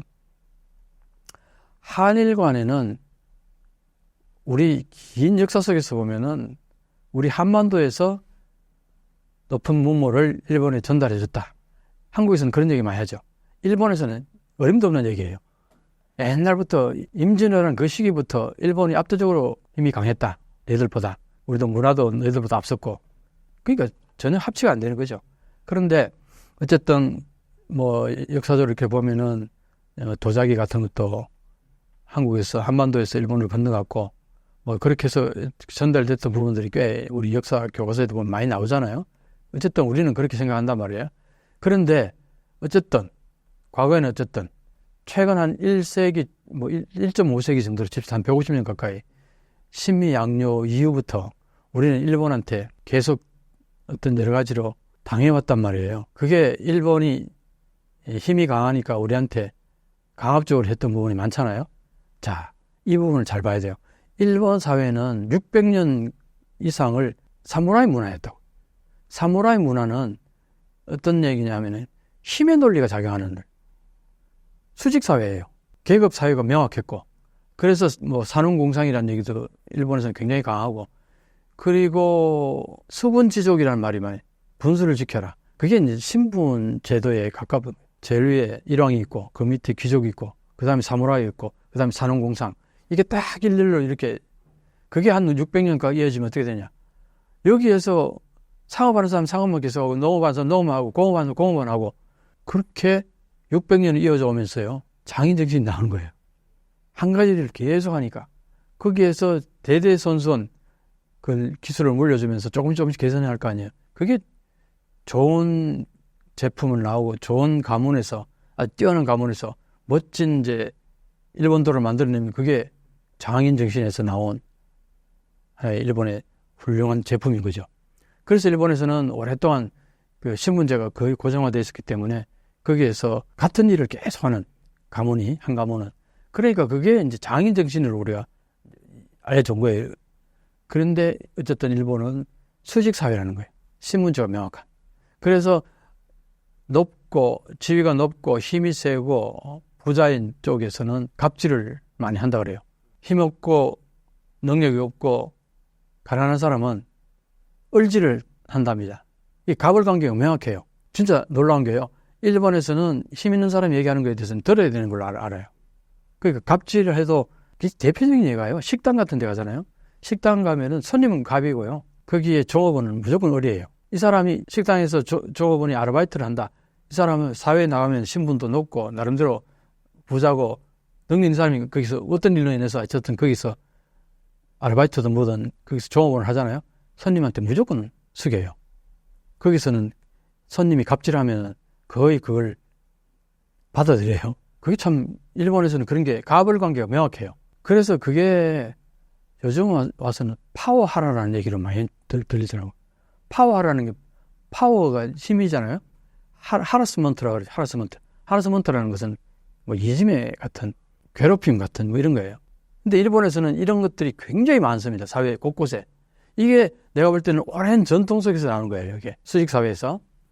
그래서 일본 사회 자체 내에서 어느 정도 그런 것들이 정해져 있기 때문에 큰 무리 없이 흘러가요. 힘 있는 사람이 아까 말씀 파워하라를 하더라도 크게 문제가 안 됐던 거예요. 지금까지. 왜? 당연하다고 얘기인 거예요. 그게 일본 사회였다고요. 근데 최근에 와서는 이제 그런 것들이 조금씩 이제 문제가 되고 뭐 아프시 되기도 하고 커밍 아웃 되기도 하고 그런 것들이 있긴 있는데 어쨌든 그래도 그런 사회였단 말이에요. 근데 한국은 어떠냐면 한국은 그런 사회가 아니죠. 한국은 유교 문화야. 600년 가까이. 약간 어떻게 보면은 약간 평등해. 학자들 그 선비는 어떤 거냐면 옳고 그름을 따지죠. 그래서 우리는 남인 스인 뭐 노론 소론 사식당파로 일부 뭐 부정적으로 그렇게 얘기를 많이 하는데 뭐 일본이 그렇게 뭐 맹면을 했다 그러기도 하고 뭐 어쨌든 그 부정적인 그 측면을 조선민족의 부정적인 측면을 과장하기 위해서 사식당파를 얘기했다 뭐 그런 얘기도 나오는데 어쨌든 한국은 옳고 그러냐 이걸 많이 따졌어요. 그러다 보니까 힘이 있다고 해서 함부로 하면은 너가 힘 있으면 얼마나 힘 있다고, 네가 잘했으면 얼마나 잘했다고. 한국 사회는 그런 전통이 강하잖아요. 그래서 힘 있다고 해서 함부로 뭐랄까 갑질을 못 하잖아요. 한국에서는. 그게 할 수는 그런 일들이 많이 있지만 그게 좋은 것이 아니다. 그건 그렇게 하면 안 된다. 그리고 그게 문제가 되는 경우는 많잖아요. 근데 일본에서는 그게 하나의 문화같이 받아들이는 부분이 있었다. 그게 우리하고 많이 차이 나죠. 우리는 그래서 약간의 평등 사회의 어떤 전통이 있는 거고, 뭐 그거는 대동이라는 단어에서도 뭐 나온다 그럽니다. 역사적으로 보면은. 어쨌든 일본은 수직사회, 한국은 수평사회. 자, 이런데 일본은 자기 국민들한테 그런 것까지는 뭐 누가 뭐라 그러겠어요. 그게 그 나라의 문화니까. 그래서 그 문화의 하나의 질서적인 측면도 있으니까 그렇게 해서 일본 사회가 평화롭게 잘 건너간다면 문제가 없는 거죠. 그런데 문제는 뭐냐? 국가끼리 해서 이런 어떤 습성을 그대로 적용하려고 그러는 거예요. 그게 무슨 말이냐? 일본이 자기들이 한국보다 힘이 강했을 때 자기 국내에서 힘없는 사람한테 갑질했는 거하고 똑같이 한국에 갑질하는 거예요. 그럼 한국은 어때요? 그걸 받아들이는 문화가 아니잖아요. 그러니까 반발이 굉장히 심한 거예요. 그러니까 한국은 그런 의미에서도 그런데 우리는 또 피식민지라는 좋지 않은 역사를 겪어서 거기에 대한 좋지 않은 감정, 응어리가 있단 말이에요. 그런 상태에서 또 일본에게 갑질을 당하니까 이중에 반발 심리가 있는 거예요. 그래서 한일 관계가 안 좋은 거죠. 항상 그 내면에는 이게 안 좋은 부분이 있단 말이에요. 자, 그런데 일본이 힘이 약해지고 한국이 힘이 강해져서 일본이 어리 위치로 가면 어떻게 될까요? 한국이 갑이 되고 일본이 어리 되면 힘의 역학관계에 있어서 한국이 더 힘이 있고 더 잘났고 더 능력 있고 이렇게 되면은 일본은 어리 입장에 가는 거 아니에요. 그러면 일본은 한국한테 갑질을 안 하고 못 하고 이런 현상이 발생한다는 거예요. 그러면 어떻게 되느냐? 일본은 얼질을 한다는 거예요. 얼질이 뭔지 아세요? 알아서 긴다는 얘기예요. 일본에 알아서 긴다는 손타쿠라는 단어가 있습니다. 손타쿠. 그게 아주 아베 총리 때 유명한 단어가 됐어요. 손타쿠. 알아서 기는 거. 그 일본에는 그런 문화가 있어요. 힘없는 사람은 알아서 기는 게. 그게 얼질이라고 합니다. 그런 이제 문화가 있는 거죠. 일본에서는. 그러니까 한일 간에 내가 볼 때는 한일 역전이라는 것은 이런 의미를 갖고 있다고 보는 거예요. 한국이 일본을 이제 역전해서 더 힘이 세지고 더 높은 위치에 가서 한국이 갑의 위치가 힘의 관계에 있어서 힘의 역학 관계에 있어서 한국이 갑이 되고 일본이 어리 되는 순간 일본이 한국에게 갑질하는 일은 없어질 거라는 얘기. 자, 그렇게 되면은 어떻게 될까요? 한일 관계가 좀 서무세지겠죠? 평화로워지겠죠? 반발의 심리 같은 이런 게 많이 줄어들겠죠? 자, 그때 내가 얘기한 게 한국은 갑이 되더라도 일본이 갑이었을 때 우리한테 그렇게 무자비하게 했던 갑질 같은 건 우리는 그렇게 하지 말자. 우리는 그렇게 무도한 국민이 되지 말자. 내가 그런 얘기를 한 적이 있어요. 그때 거기에 대해서 반응이 좋은 분은 좋고 무슨 말씀이냐. 일본은 갑일 때 반드시 갑질을 해줘야 두 번 다시 기어오르지 못한다. 이런 얘기까지 하는 댓글들도 있었어요. 왜? 일본은 얼질을 하도록 해야지 이 을에게 갑질을 안 하게 되면은 기어오른다. 이런 얘기를 하더라고요. 이게 문화의 측면에서 설명을 하는 거예요, 이게. 그래서 한일 역전이라는 것은 내가 얘기하는 거는 지금 한일 관계 되게 안 좋잖아요. 지난번에 2019년도에 뭐 수출 규제까지 하면서 아주 막 최고로 안 좋았을 때가 왜 그러냐니까 이게 힘의 안오미 현상이 온 거예요. 아까 내가 좀 얘기하다가 말했는데 고양이도 아니면 진돗개 새끼들도 이게 두세 달 정도 되면 엄청 싸운다 그러잖아요. 그게 왜 싸우느냐? 서로 서열 정하려고 싸운다는 거예요. 서열 정하려고 그렇게 싸우는데 그때 주인이 절대 그 싸움을 말리면 안 된다 그래요. 왜? 싸워가지고 힘이 끝날 때까지 싸워가지고 누가 세고 누가 약한지 딱 힘이 정해져야 서열이 정해져야 그때부터 안 싸운다는 거예요. 동물의 세계도 그런데 사실은 인간도 마찬가지예요. 그런 부분에서. 국가도 마찬가지라는 거죠. 힘의 역학관계가 어느 정도 명확해져야 질서가 나온다는 거죠.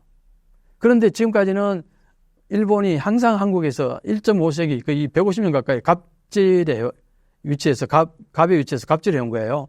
근데 한국은 힘이 없을 때는 속이 뒤틀리고 불 끓지만 어느 정도 그걸 받아들이고 어쩔 수 없이, 우리가 옛날에 중국한테도 그랬잖아요. 조공 바치고 뭐 그런 얘기 많이 나오는데 그게 조공 바친다고 해서 완전히 속국은 아니었다. 그런 얘기들 많이 한다고요. 그건 뭐냐? 힘 있는 자를 다루는 방법이라고도 해요. 앞에서 숙이면서 실리를 챙기는 거. 그런 의미에서 일본한테도 우리는 그런 부분이 있었어요.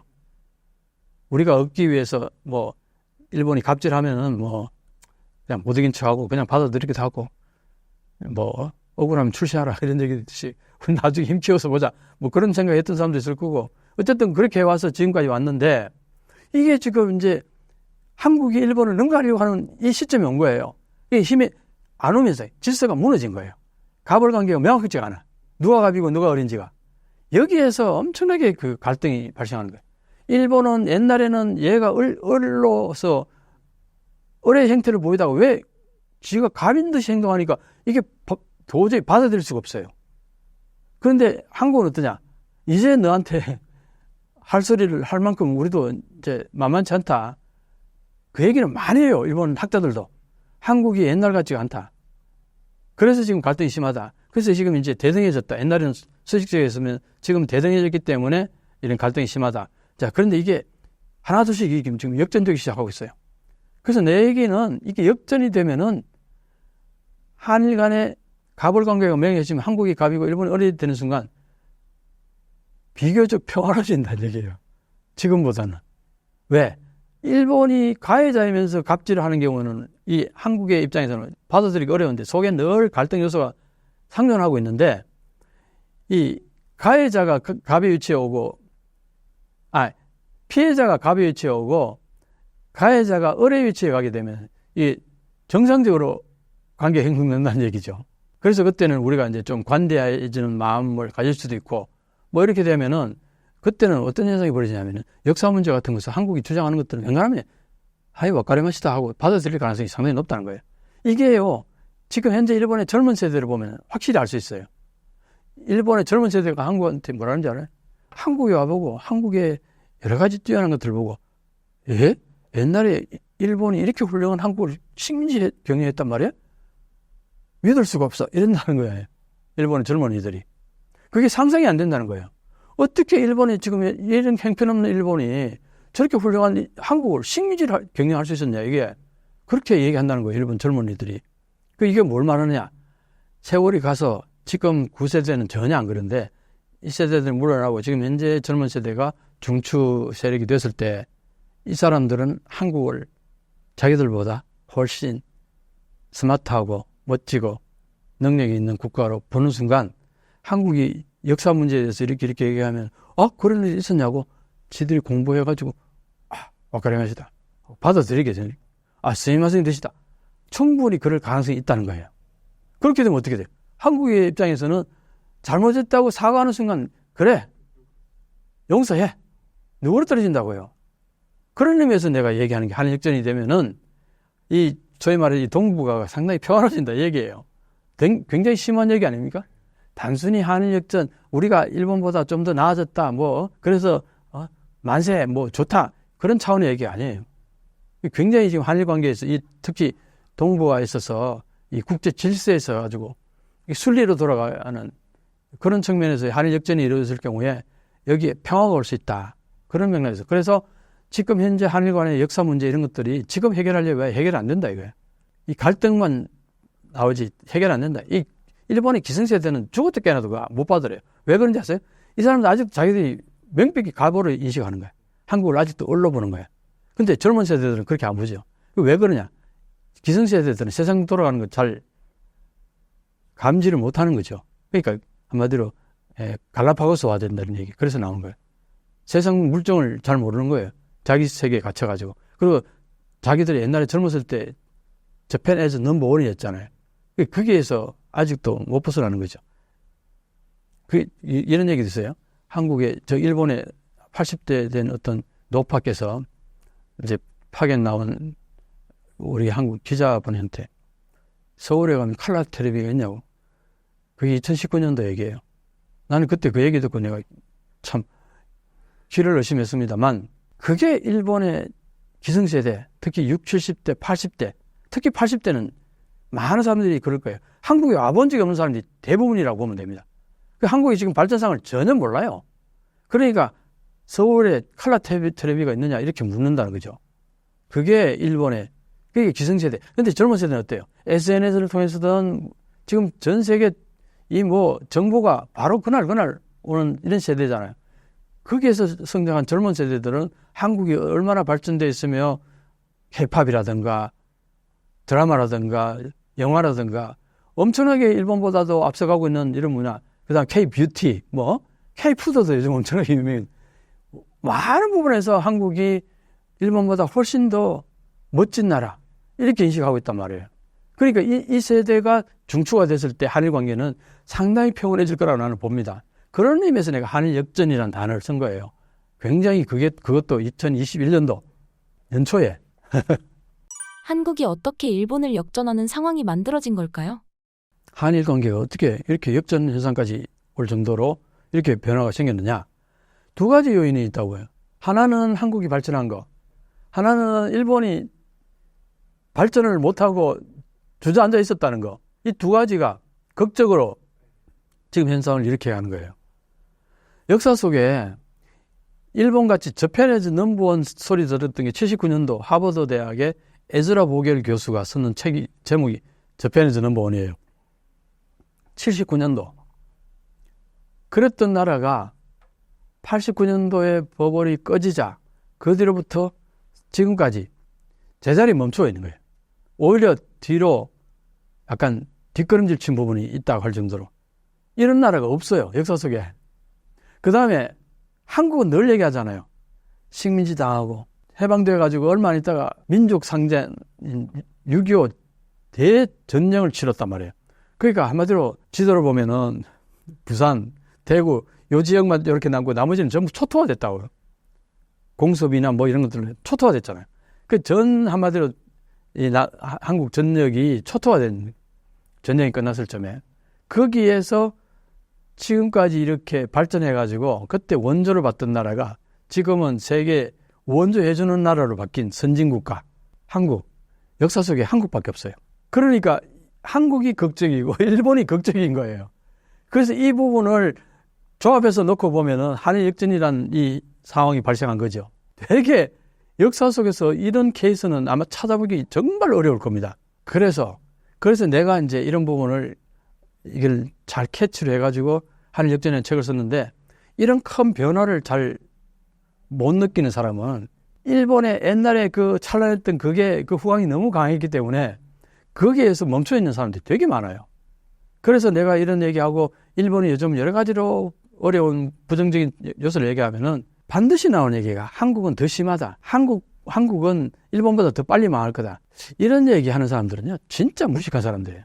세상 돌아가는 거 정말 모르고 어디 혼자 방구석에 앉아가지고 컴퓨터를 하고 혼자 이렇게 하던 사람들이나 그런 생각하는 거지. 내가 지금 하는 얘기들은 정말 팩트를 가지고 여러 가지 통계치를 다 가지고서 쭉 자료를 조사하고 공부를 한 결과 나온 얘기거든요.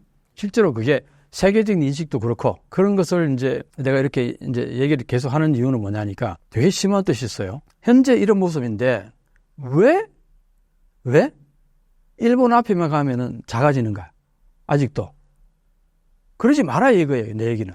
사실은 실제로 정확한 팩트를 알고 나면 사실은 한국이 일본보다 여러 가지 앞선 게 너무 많다. 근데 왜? 옛날에 일본의 그 찬란한 휴광 때문에.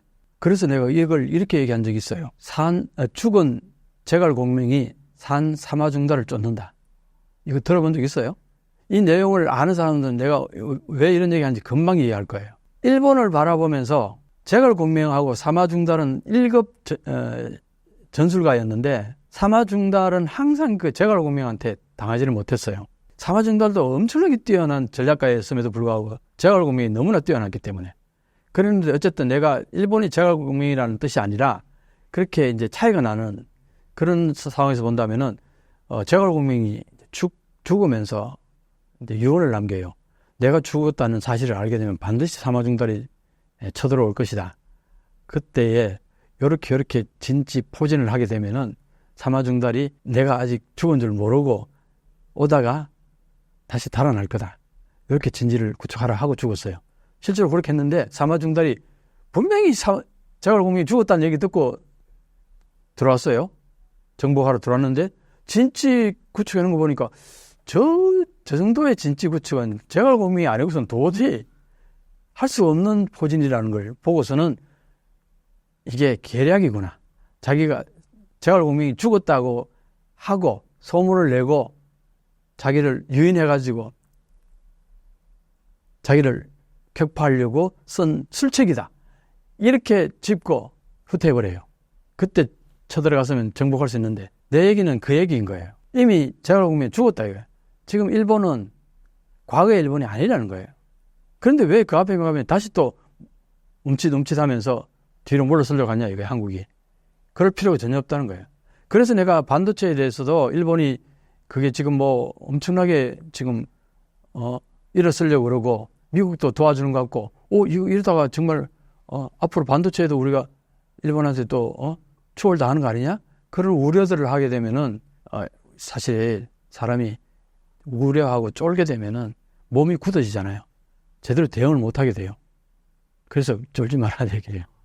일본한테 쫄 거 아무것도 없다. 과거에 일본은 바람과 같이 사라졌고 지금 현재 일본은 뭐가 가장 차이 나냐? 아날로그 사회예요. 지금은 전 세계 디지털 사회 아닙니까? 디지털 사회하고 아날로그 사회하고 경쟁하면요. 잽이 안 됩니다. 아날로그 사회가. 디지털 사회. 그게 가장 적나라하게 보여주는 게 뭐냐니까 89년도 일본이 버블이 붕괴되기 직전에 전 세계 시가총액 1위부터 20위까지 딱 순위를 보면은 14개가 일본 기업이에요. 미국 기업이 몇 개 있고 영국 기업이 하나 있고. 근데 최근에 다시 보면 어떠냐? 1위부터 20위까지 15개, 6개가 미국 기업이에요. 그 기업들이 어떤 기업들이냐? 대부분이 디지털과 관련된 기업. 구글, 애플, 마이크로소프트, 아마존. 이 전부 공장이 아니잖아요. 아날로그가 아니에요. 디지털 사회에서 부가치가 엄청나게 팽창해가지고 그 시가총액을 가지고 있는 거예요. 엔비디아가 지금 얼마입니까? 지금 시가총액이 2위인가 뭐 올라갔다는 얘기도 있고 1위 뭐 올라갔다는 얘기도 있어요. 이런 것들은 일본에는 죽었다 깨어나도 안 나오는 거예요. 엔비디아 같은 거. 그러니까 일본은 소재 부품 장비, 일본 그러면 소재 부품 장비가 있다고 일본 무시하면 안 돼. 그런 얘기 하는데 소재 부품 장비는요. 내가 이런 비유를 합니다. 피카소가 그림을 그리는데 그 물감하고 팔레트하고 붓하고 아주 좋은 재료를 갖고 그림을 그려요. 이 그림을 그렸는데 이 그림의 가치는 1억, 10억, 100억도 될 수 있잖아. 근데 팔레트, 붓, 물감 아무리 비싸봐야 최 1급 비싸봐야 한계가 있는 거예요. 이게 아날로그 사회고 이게 디지털 사회인 거예요. 그러니까 디지털 사회라는 것은 부가가치가 10배, 100배, 10,000배도 되는 거예요. 엔비디아 같은 거는 100배가 뭡니까? 10,000배가 뭡니까? 수십만 배일 거예요. 그게 엔비디아가 뭐예요? 설계한 거예요. 그걸 TSMC에다 맡기고 TSMC가 공장을 그걸 반도체를 만들어주는 거예요. 그게 그렇게 가격을 뛰게 하는 거예요.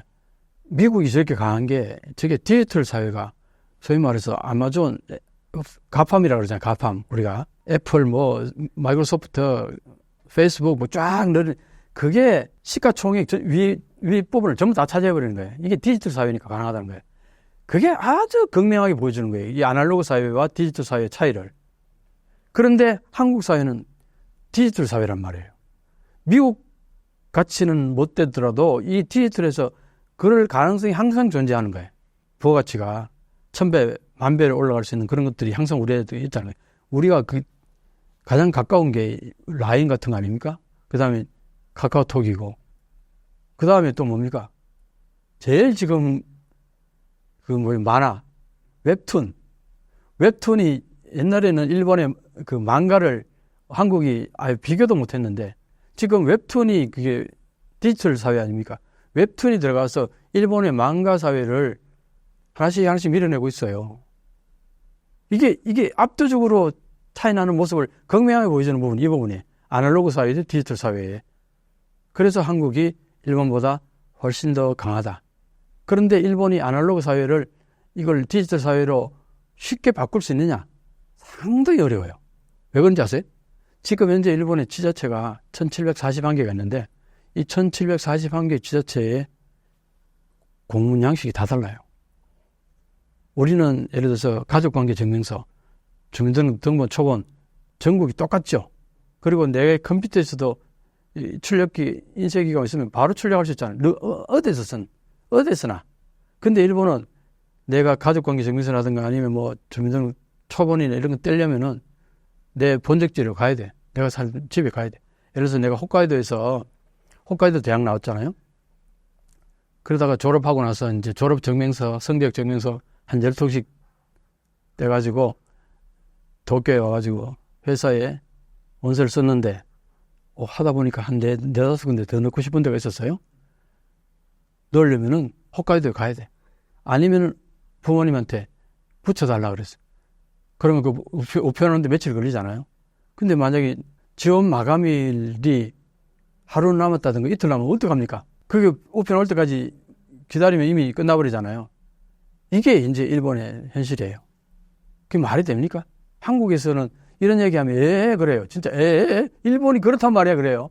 그런 사람들이 참 많은데 이런 부분이 쉽게 고쳐질 것 같지 않아요. 왜냐?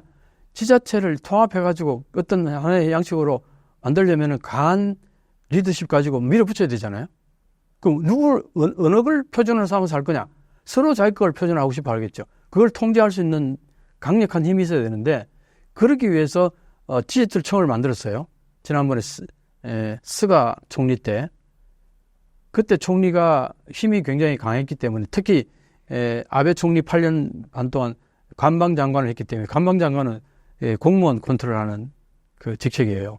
그러니까 8년 반을 공무원들을 꽉 잡고 좌지우지했기 때문에 스가 총리가 됐을 때 디지털청을 만들어가지고 이 다른 청들을 꽉 잡고 밀어붙이려고 딱 했는데 디지털청이 딱 출범하는 그 다음날 스가 총리가 총리에서 물러나 버리니 쫓겨났어요. 그러니까 디지털청이 완전히 뭐 출발 단계에서부터 힘이 쫙 빠져버린 거죠. 그래서 지금 뭐 유명무실화 돼버린 거예요. 그러니까 이게 되겠냐 이거예요. 이런 상황입니다. 신사임당 시청자분들을 위한 한마디 부탁드릴게요. 신사임당 시청자 여러분, 오늘 제 얘기도 뭐 중간중간에 좀 과열되기도 했고, 제가 항상 얘기할 때 보면 좀, 어떨 때는 일본 얘기만 하면 이렇게 막 이게 좀 레벨이 올라가는 경우들이 꽤 있습니다. 뭐 그게 오히려 재미있을 수도 있겠고, 하지만 또 어떤 사람들 좀 불편하게 들을 수도 있을 거예요. 뭐 일본 맨날 욕만 하고 다니는 젊은 아저씨 뭐 이런 사람도 있는데 제가 항상 일본을 얘기할 때는 오늘 후반부에 얘기도 많이 했습니다만 한일 관계를 항상 생각하면서 어떤 게 한일 관계를 더 좋게 해서 더 평화로워질까. 그래서 내가 한일 역전이라는 얘기를 하는 이유가 한일 역전이 그래서 뭐 우리가 일본을 극복했다 만세 이런 차원의 얘기가 아니라는 거죠. 오늘 그래서 깊이 있는 얘기를 나눴고 이 부분을 잘 새겨서 좀 받아들여 주시면은 이명찬이가 하는 얘기가 이렇게 좀 나름대로 그 의미 있는 얘기를 하려고 이런 얘기를 하는구나 하고 받아들여 주시면 상당히 고맙겠습니다. 그리고 또 다음 기회에 또 다른 얘기로 여러분들 찾아뵐 수 있으면 감사하겠습니다. 그리고 또 제 채널도 있어요. 한일역전TV. 한일역전이라는 오늘 용어가 여러 가지 의미로 깊은 의미가 있다는 걸 이제 말씀드렸는데 한일역전TV에서 정말 그런 다양한 주제들을 가지고 다루고 있으니까 오셔서 좋아요와 구독 눌러주시면 대단히 감사하겠습니다. 여러분 자주 뵙고 싶어요.